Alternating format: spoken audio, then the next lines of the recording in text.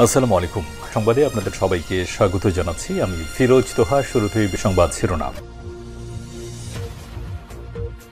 বাংলাদেশের সর্বশেষ গুরুত্বপূর্ণ আপডেট সংবাদে আপনাকে স্বাগত। শুরুতেই সংবাদ শিরোনাম, পরে বিস্তারিত। শুরুতেই জানাবো, ২৬শে মার্চ চীন সফরে যাচ্ছেন ডক্টর মোহাম্মদ ইউনূস। অন্তর্বর্তীকালীন সরকারের প্রধান উপদেষ্টা অধ্যাপক ডক্টর মোহাম্মদ ইউনূস আগামী ২৬শে মার্চ সরকারি সফরে চীনে যাচ্ছেন। দেশটির প্রেসিডেন্ট শি জিনপিংয়ের পাঠানো বিশেষ ফ্লাইটে তিনি চীন সফর করবেন। প্রধান উপদেষ্টার কার্যালয়ের একজন দায়িত্বশীল কর্মকর্তা বিষয়টি নিশ্চিত করেছেন। এরপর জানাবো, অর্থ পাচার মামলায় তারেক রহমানের সাজা বাতিল। বিএনপির ভারপ্রাপ্ত চেয়ারম্যান তারেক রহমানের এবং তার ব্যবসায়ী বন্ধু গিয়াসউদ্দিন আল মামুনের সাজা বাতিলের নির্দেশ দিয়েছে আপিল বিভাগ। আজ প্রধান বিচারপতি সৈয়দ রেফাত আহমেদের নেতৃত্বাধীন সুপ্রিম কোর্টের আপিল বিভাগের বেঞ্চ এ রায় ঘোষণা করেছেন।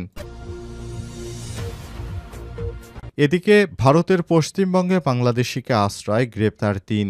ভারতে গিয়ে ভুয়া প্যান কার্ড ও আধার কার্ড করার দায়ে এক বাংলাদেশিকে গ্রেপ্তার করেছে পশ্চিমবঙ্গেও পুলিশ। এ সময় তাকে আশ্রয় দেওয়া অপর ৩ ভারতীয় ব্যক্তিকেও গ্রেপ্তার করা হয়। এবারে জানাবো, ঢাকা মেডিকেল কলেজ হাসপাতালে সেনাবাহিনীর দালাল বিরোধী অভিযান, বেশ কয়েকজন গ্রেপ্তার। ঢাকা মেডিকেল কলেজ হাসপাতালের ঢামেকে দালাল বিরোধী অভিযান শুরু করেছে বাংলাদেশ সেনাবাহিনী। আজ ৬ মার্চ ইস্টবেঙ্গল ১৮ রেজিমেন্টের কর্নেল রাকিবুল ইসলামের নেতৃত্বে এই অভিযান এখনও চলমান রয়েছে। এ পর্যন্ত বেশ কয়েকজন নাশকতাকারীকে গ্রেপ্তার করা হয়েছে। জানাবো, হিজবুত তাহরীর সভা সমাবেশ করলেই ব্যবস্থা, বলল ডিএমপি। নিষিদ্ধ সংগঠন হিজবুত তাহরীর সহ নিষিদ্ধ যে কোনো সংগঠন সভা সমাবেশ করলেই ব্যবস্থা নেবে ঢাকা মহানগর পুলিশ, ডিএমপি। আজ ডিএমপির মিডিয়া অ্যান্ড পাবলিক রিলেশনস বিভাগের উপপুলিশ কমিশনার ডিসি মোহাম্মদ তালেবুর রহমান এই তথ্য নিশ্চিত করেছেন। এবং সর্বশেষ জানাবো, ৬০ ইসরায়েলি নেতানিয়াহুর পদত্যাগ চায়। আজ নির্বাচন অনুষ্ঠিত হলে ইসরায়েলের সাবেক প্রধানমন্ত্রী নাফতালি বেনেট ব্যাপকভাবে বিজয়ী হবেন। নির্বাচনী নেতানিয়াহুর ক্ষমতাসীন জোট প্রচণ্ড ধাক্কা খাবে। ইসরায়েলের প্রধানমন্ত্রী বেঞ্জামিন নেতানিয়াহুর পদত্যাগ চায় তাই শতকরা ৬০ ইহুদিবাদীরা। প্রিয় দর্শক, এতক্ষণ শুনছিলেন সংবাদ শিরোনাম, এবারে বিস্তারিত। তবে তার আগে বন্ধুরা, অনুরোধ থাকবে সংবাদটিতে একটি লাইক দিন। এই চ্যানেলে আপনি নতুন হয়ে থাকলে আমাদের সংবাদটি দেখতে দেখতে চ্যানেলটি সাবস্ক্রাইব করে রাখুন। কমেন্ট করে বন্ধুরা আপনার মূল্যবান মতামত জানিয়ে দিন আপনি বিশ্বের কোন দেশ থেকে বা বাংলাদেশের কোন স্থান থেকে আমাদের সংবাদটি দেখছেন এবং শুনছেন। এবারে বিস্তারিত।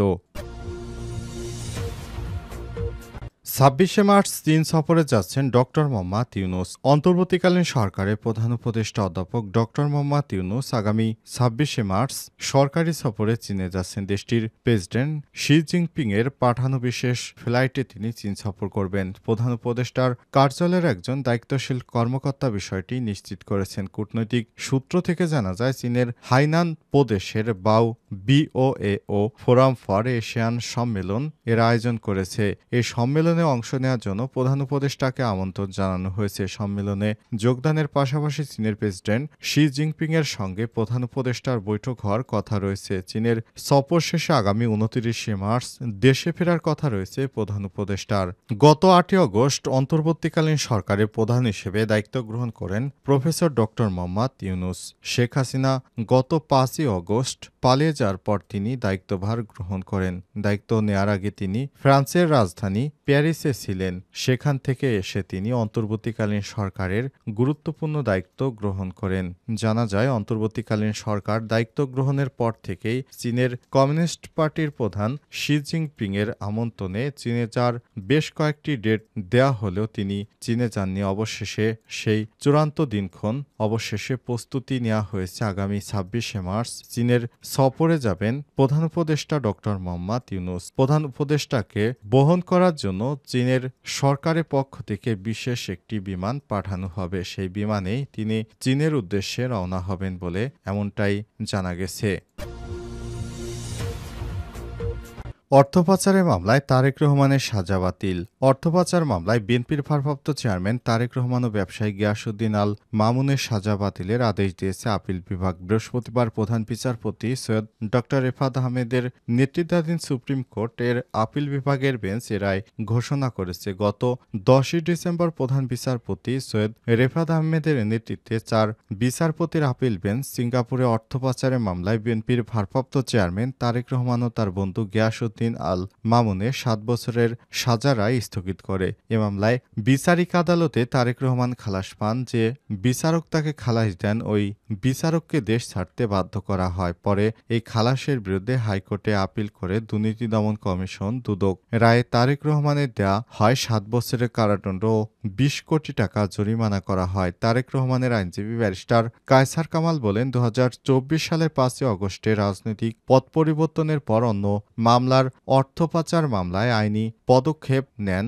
তারেক রহমানের আইনজীবীরা। খালাস চেয়ে আপিলের অনুমতি চান ব্যবসায়ী গিয়াসউদ্দিন আল মামুনও, যার শুনানি হয়।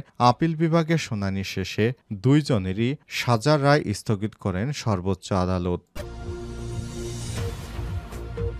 পশ্চিমবঙ্গে বাংলাদেশিকে আশ্রয় দেয় গ্রেপ্তার 3। ভারতে গিয়ে ভুয়া প্যান কার্ড ও আধার কার্ড করার দায়ে এক বাংলাদেশিকে গ্রেপ্তার করেছে পশ্চিমবঙ্গের দক্ষিণ দিনাজপুর জেলার হিলি থানার পুলিশ। এ সময় তাকে আশ্রয় দেয় এবং এসব কাট করতে সহযোগিতা করার অভিযোগে 2 ভারতীয় নাগরিককে গ্রেপ্তার করা হয়েছে। পুলিশের অভিযোগ, ওই 2 ভারতীয় বাংলাদেশের নাগরিককে আশ্রয় দেয়া ও নথি করে দেওয়ার কাজে সরাসরি সম্পৃক্ত ছিল। বৃহস্পতিবার সকালে হিলির ডিএসপি বিক্রম প্রসাদ জানান, গোপন সূত্রের খবর পেয়ে বাংলাদেশের নওগাঁ এলাকার বাসিন্দা শ্যামকুমার সাহাকে গ্রেপ্তার করে পুলিশ। তিনি 4 বছর আগে অবৈধভাবে ভারতে অনুপ্রবেশ করেছিলেন। তিনি এরপর ভারতে স্থায়ীভাবে বসবাসের জন্য অর্থের বিনিময়ে প্যান কার্ড এবং আধার কার্ড তৈরি করেছিলেন। এছাড়াও ব্যাংক অ্যাকাউন্টও খোলেন শ্যামকুমার সাহা। পুলিশ জানিয়েছে, জিজ্ঞাসাবাদে গ্রেপ্তার বাংলাদেশি স্বীকার করেছেন অবৈধ ভারতীয় নথি সংগ্রহে তাকে সহায়তা করেছেন অলোক পাল নামে এক অস্থায়ী ব্যাংক কর্মকর্তা। এছাড়াও ভারতে আসার পর তাকে অর্থের বিনিময়ে প্রথমে আশ্রয় দেন দেবরা এলাকার অমিত দাস। ওই 2 জনকেই গ্রেপ্তার করেছে পুলিশ। গ্রেপ্তারকৃতদের শুক্রবার বালুরঘাট মহকুমা আদালতে তোলা হবে। এরপর তাদেরকে আদালতে তোলা হয়েছে এবং শাস্তিস্বরূপ বাংলাদেশিকে আশ্রয় দেওয়ার কারণে অবশেষে ফেঁসে গিয়েছেন তারা। ঢাকা মেডিকেল সেনাবাহিনীর দালাল বিরোধী অভিযান।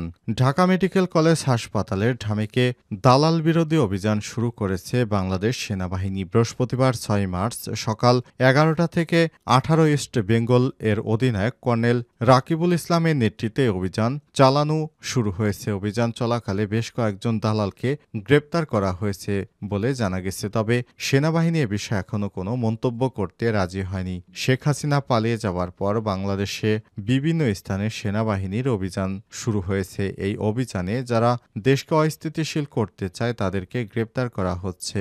এরই ধারাবাহিকতায় সেনাবাহিনী বিশেষভাবে এই অভিযানগুলো পরিচালিত করছে। কোথাও কোথাও মাঝরাতে চেকপয়েন্ট বসে অপরাধীদেরকে খোঁজা হচ্ছে, আবার হাসপাতালে অভিযান করা হচ্ছে, ডাকাতদের ধরা হচ্ছে, বিভিন্ন মাদক কারবারিদের গ্রেপ্তার করা হচ্ছে, অস্ত্রবাজ চাঁদাবাজ ছিনতাইকারীদেরকেও গ্রেপ্তার করছে সেনাবাহিনীর সদস্যরা। সেনাবাহিনীর কর্মকর্তারা জানিয়েছে, যতদিন পর্যন্ত দেশকে স্থিতিশীল পর্যায়ে নিয়ে আসতে না পারব ততদিন পর্যন্ত আমাদের এই কার্যক্রম চলমান থাকবে। সেনাবাহিনীর সদস্যরা এ পর্যন্ত প্রায় 12 থেকে 13 হাজারের মতো অপারেশন ডেভিল হান্টে সারা দেশ থেকে অসংখ্য সন্ত্রাসীদের গ্রেপ্তার করেছে, যারা বিভিন্ন সময় দেশকে অস্থিতিশীল করার কাজে সরাসরি যুক্ত ছিলেন। এদেরকেই মূলত বেছে বেছে গ্রেপ্তার করছে সেনাবাহিনীর সদস্যরা। এরই ধারাবাহিকতায় ঢাকা মেডিকেল কলেজ হাসপাতালে অভিযান চালায় সেনাবাহিনীর একটি চৌকস দল এবং বেশ কিছু দালাল চক্রকে গ্রেপ্তার করতে সক্ষম হয়েছেন।